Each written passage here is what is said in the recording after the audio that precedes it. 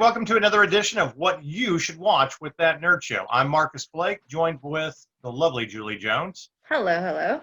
And the fantastic Allison Costa. How's it going? So we're going to be talking about Season 2 of The Umbrella Academy, one of our favorite series on Netflix that we all very much look forward to. And very glad that they actually were able to release Season 2 in the midst of all this. I'm glad they had it filmed, ready to go.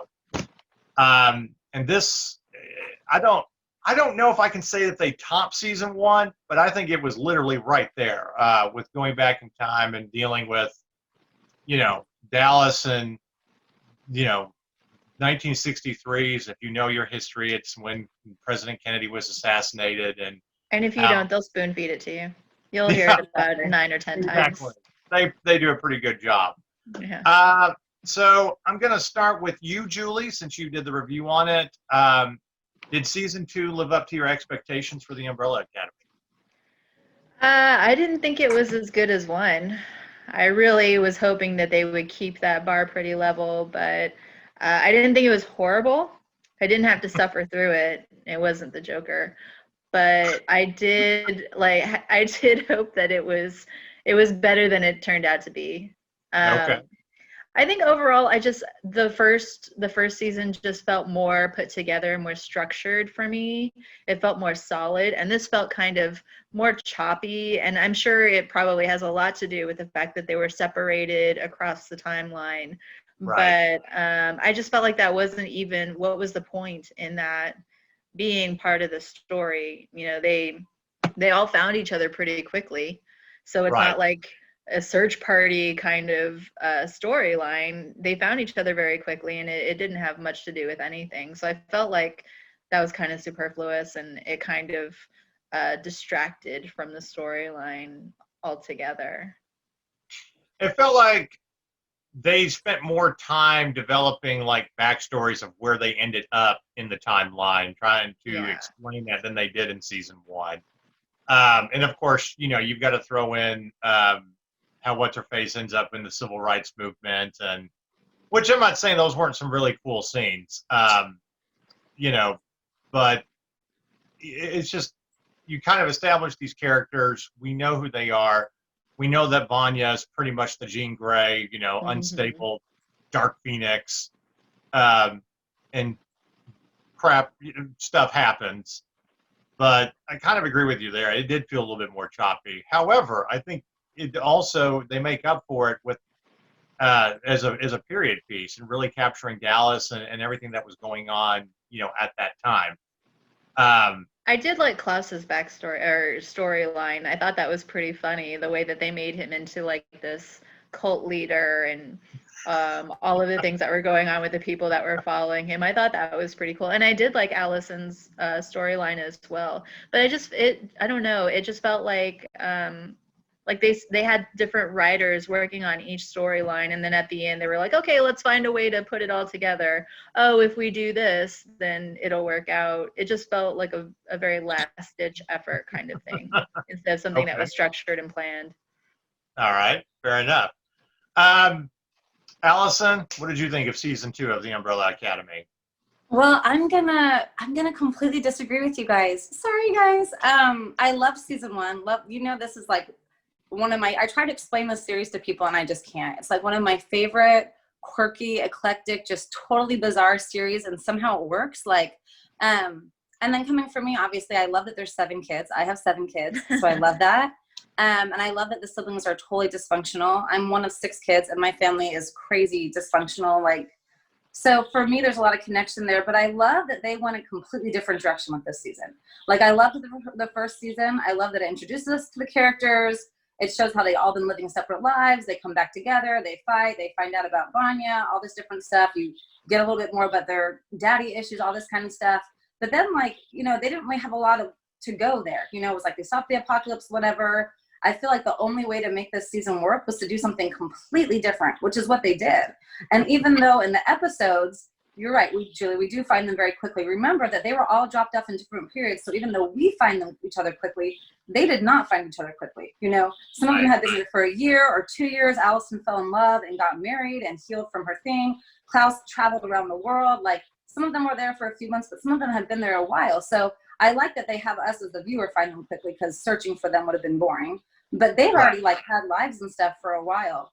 And yeah, I just felt like it worked. It was a totally different thing. It showed us a completely different side of a lot of their personalities. In the first show, you know, the first season, we got to see one aspect of their backstory and who they were. And then this was like a completely different thing, like Luther, completely different thing. Here he'd been like this good golden boy, lived on the moon for his daddy, came home, never did anything wrong. And then in this season, we see him working for a mobster, being the muscle. You know, like, I love that they made their characters more three-dimensional and showed so much more. You know, in the first thing we see Allison as this pop star, and she's got this daughter in this failed marriage. And then now we see her in this loving relationship, a different marriage, fighting for civil rights. Like, I felt like it gave them, and just to see how they all dealt with being tossed into the, you know, into the past and how they dealt with it. So I actually love that. And I love the characters. I mean, every episode is totally bizarre. I love that they brought the dad. I don't know what's going to happen with the whole dad weird alien thing. I don't know what that's all about. I'm not sure how I feel about that. But I'm sure the Sparrow storyline will be interesting. Yeah, that might have been the only thing that I was like, But I love the character of Ben. I've got a brother whose name is Ben. So yeah, there's a lot that I loved about this series, and I love that they chose. You know, recently they did something similar with the last season of Agents of S.H.I.E.L.D., where they just came out of left, you know, and totally did something completely different. At first, I was like, "What's going on?" But it really worked, and it made everything. I feel like it brought a lot of fresh new energy to this series. I love the period piece. I love that they went back in time. I like seeing a different side of Vanya. Yeah, she does come back, but like I liked seeing her different and apologetic and not this little mousy thing. Like I felt there was a lot about it that worked, and I don't know that I would say it was better than season one or worse than season one. I thought they were both pretty comparable, just completely different. And for me, that's one reason why I love this show so much, is that there's like, you never know what to expect. Like every episode is completely like, I don't know, there's a talking fish head. I mean, like, it's totally bizarre, but I like, because it keeps me guessing. And I like the introduction of, you know, Diego's character having a love interest. Like there's a lot going on in this show. It's definitely very power packed, but yeah, I felt like it really worked. I did very much like him trying to explain to the guy he's going to fall in love with in Vietnam before he goes to Vietnam. No, we really are in love. And there's a lot going on there that's great. Yeah. It's like, and I love that for Five's character. Five is the only character that we never actually see as a young adult. We see him as a kid or an old man. Like we never get to see, and yet it works for him because he's such a snarky, like, I don't know. There's a lot I love about this. The show, I feel like, is really mostly about him. I mean, it's and I do like that. Yeah, he's my favorite character. I agree with it.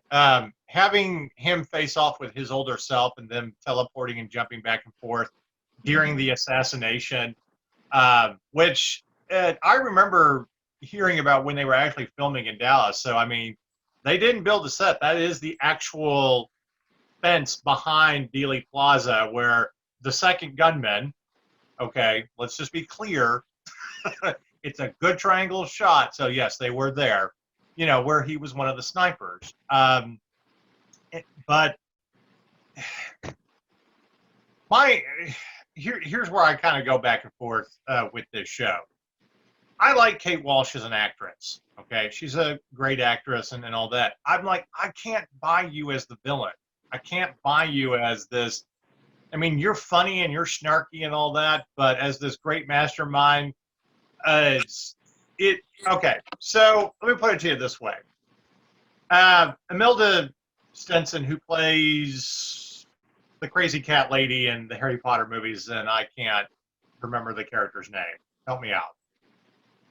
Crazy cat lady? She was the professor in the fifth movie. Oh, Umbridge. Umbridge, thank you. Yeah. Where she's all sweet and grandmotherly and all that, yeah. But she's diabolical because Imelda Stenson is such a great actress. Okay, so she can pull that off by still seemingly sweet. Kate Walsh can't do that. She's funny, but I really just don't buy in to your nefarious plots here, where you're just, I'm going to rule everything and blah, blah, blah, blah, blah. And also I, you know, adopted this daughter and manipulated her and turned her into a killer and crap like that. But number it's more 5, like a sad attempt at comedy than it is an actual evil villain. Well, she reminds me of if you watch the Hunger Games when they were all like very eclectic, Yeah. people, whatever. She kind of Right. reminds me of one of those kind of villains, and they are trying to make her a little bit different. But I just hope she stays dead this time. Like I hope that she's really dead this time. I was okay with them bringing her back, but I think it's time for them to introduce somebody else, which I'm hoping that they will. Yeah, I'm just saying that she is a wonderful actress and plays motherly figures very well. So she's okay, but I just feel like that's probably not the best for her. I mean, she has comedy. I think she has good comedic timing, but in trying to be this ultimate villain, but also comedic and all that. Another thing that I always go back to is, while the movie Waterworld may not be a great movie, I think we can all agree that Dennis Hopper as the bad guy was hilarious. Well, Dennis Hopper is any bad guy. Dennis Hopper is King Koopa. Exactly. Even. So to have those comedic chops, or even Christopher Walken, another shining example that you can be funny but be very diabolical. She just doesn't have that for me in this series. But I definitely like the time period. Reminded me of that Hulu original show 11/22/63 with James Franco, where they're trying to stop what happens with the Kennedy assassination. But again, you're always, when you start dealing with, well, what timeline do we have to go to? Where do we have to fix it? What is it about time travel? I know 2020 sucks, but yeah, but I don't think that was their point during the whole time travel thing. I don't think it was about changing time. I didn't get that. I don't think that was their main point. It was just like, well, we're here, so maybe we can stop this bad thing from happening. But it was more to show. It was more to show this background, and also they're bringing in a whole different element with their dad now, right? Where they think their dad's this bad guy that caused the assassination, and we see that actually he didn't. It was the society he's working with. And I think it was more actually an effort to bring Ben back. That's my theory on it, because here Ben is one of my favorite characters, but he's a ghost essentially for the whole thing, and is only with Klaus. And now they're being back in time. Yes, they've stopped the apocalypse twice. They've changed this. The only thing they've really changed going forward we see is that now Ben's alive, right? So I think that them going back in time wasn't about Kennedy at all. It was actually more about how can we bring this Ben character back, who actually died when they were children, you know? It's just an interesting time period that they go to. So yeah. I don't disagree with you on that, but again, I'm starting to really complain about time travel and how we're doing everything. And part of it this week is, Alex Moore and I had to watch the Christopher Nolan movie Tenet, which is another time travel movie. It's like, come on. Can we stop with the time travel? The Avengers Endgame figured it out perfectly and defeated Thanos. Do we need any more? But did you just call him Thanos? Did I say Thanos? Whatever. Oh, Marcus, you and your bagels. Me and my babbles. But anyway, you and your bagels. I do like season 2. I can't say for sure whether I like the first season better. I think they're both equally good, because if you love the characters. Yeah. But the funny guy that I think kind of stole this season was what's his face, whose apartment they're all hanging out, who yeah. The sad guy that gets horribly murdered. Yeah. I know, and it does suck, but I love how he's one of those conspiracy nuts, and it's just, oh yeah, you were right, you did figure everything out, but now you're gonna die because we can't have you running around being the crazy person. Also, and I do think, go ahead.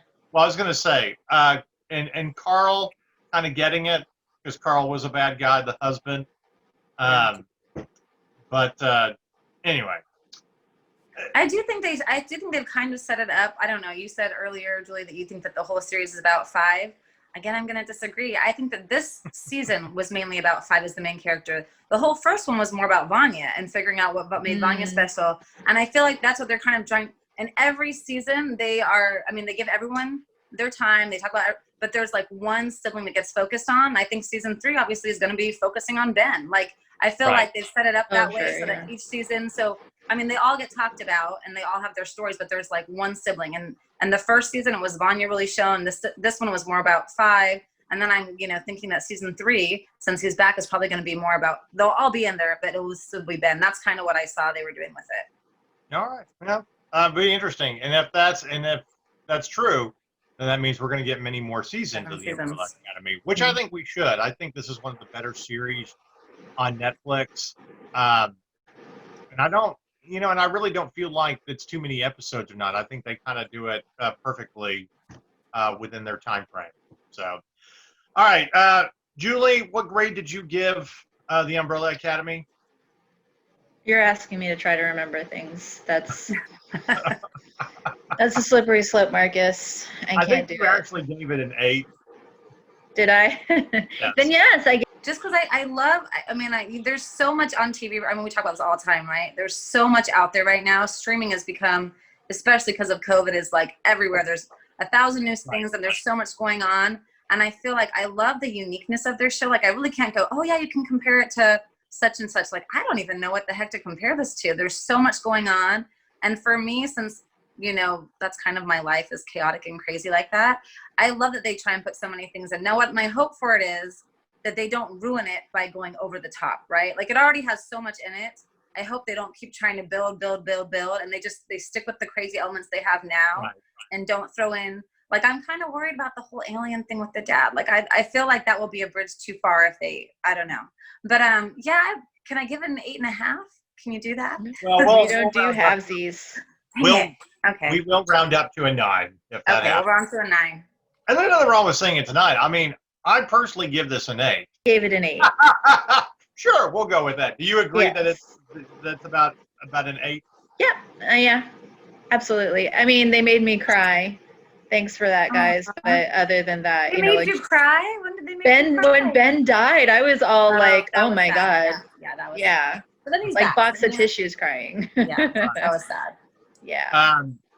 Obviously, you're going to watch season 3 when they come out with it. I mean, that's just a record. Yes, I have to. Allison, what grade would you give season 2? I would probably give it between an 8 and a 9. I might give it a 9. I think it was great. It was one of my favorite things to watch on Netflix this year.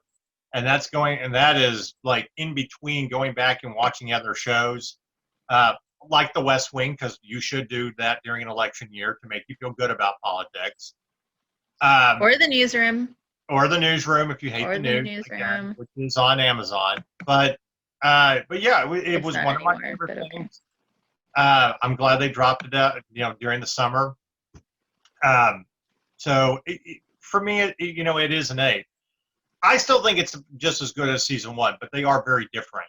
Okay. And how they explore the characters and now, so you make a good point. Each season really focuses on a character itself. But I like that Vanya has kind of gotten things under control. She's going in and out of being good Phoenix, Dark Phoenix. Yes, we will keep making X-Men references just for you. Thank you. I appreciate that. But also, it should be noted that I kind of enjoyed her Phoenix story than watching the actual Dark Phoenix movie. Although I didn't hate that movie, but they did botch them up pretty badly compared to the comics, so that's fair. Exactly. But I'm just saying, I kind of like Vanya's story and how she's dealing with things. So it's definitely worth watching. And for those who haven't checked out the Umbrella Academy, you got 2 seasons. 20 episodes. Go crazy with it. It is one of the best shows on Netflix right now. So especially if you don't want to pay $30 to watch Mulan on Disney Plus, because what should be free, we're going to charge people $30. They're trying to recap all the money they lost. Yeah, although I kind of laugh. I'm like, yeah, if you people do that, you really don't know how the internet works. Yeah. For it. Anyway, but yeah, I kind of give it an 8. So it was rated very, very high. Good. The cuteness factor. We're going to get more. I've been trying to keep them at bay. They keep peeking their heads in the door like, Mom, are you done? This one needs mommy, so. Yeah. We needed to keep so anyway, there you go. Umbrella Academy. And you guys are very anxiously waiting for season 3, huh? Sure. Definitely more anxiously waiting season 3 of Umbrella Academy than Warrior Nun. That's for sure. Definitely with that one. Yeah, I know, right? So, well, there you have it, folks. 2 great shows of what you should watch or check out on Netflix. We'll be back with future shows that we are watching. Thank you for tuning in. Say goodbye, everybody. Bye everybody.